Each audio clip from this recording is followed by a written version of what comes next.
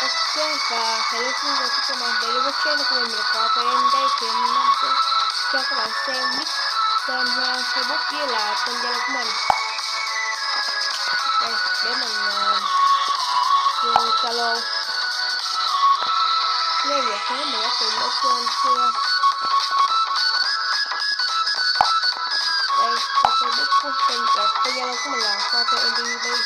Các bạn hãy tìm cái này và hãy các bạn cùng mình nhé. Ok. Và đây là cái tên Facebook mình.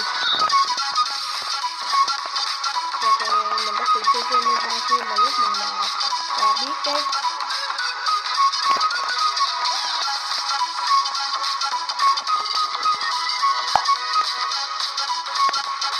Để mình cứ mà.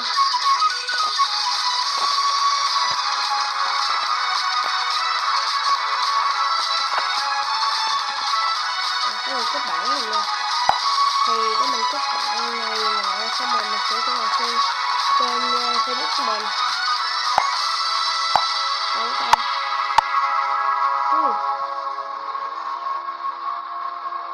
Thì giờ mạng cũng hơi yếu đúng không các bạn? Bây giờ mình sẽ cho bạn xem luôn.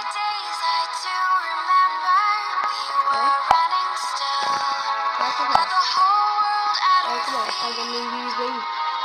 Đấy, thì các bạn hãy lên Facebook và kết bạn cùng mình. Ok.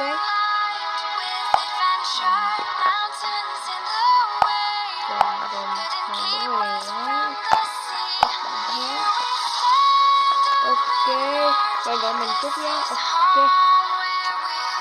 Ok. Thì giờ mình sẽ kết bạn với người này. Rồi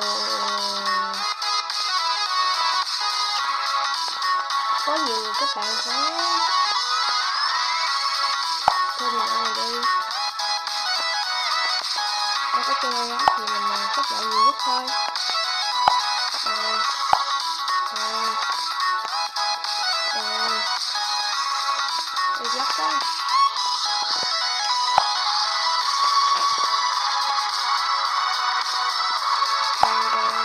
Đây. Lắc nhỉ.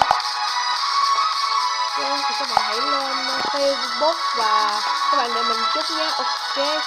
Ok, rồi mình đã trở lại đây. Các bạn hãy lên Facebook và tìm Algamin BBB và kết bạn cùng mình nhé. Ok. Và nếu các bạn thích video này thì đừng quên để lại cho mình một like và một subscribe. Và đừng quên đăng ký để ủng hộ mình có động lực mới nhất nha. Ok, hẹn gặp lại các bạn vào video tiếp theo.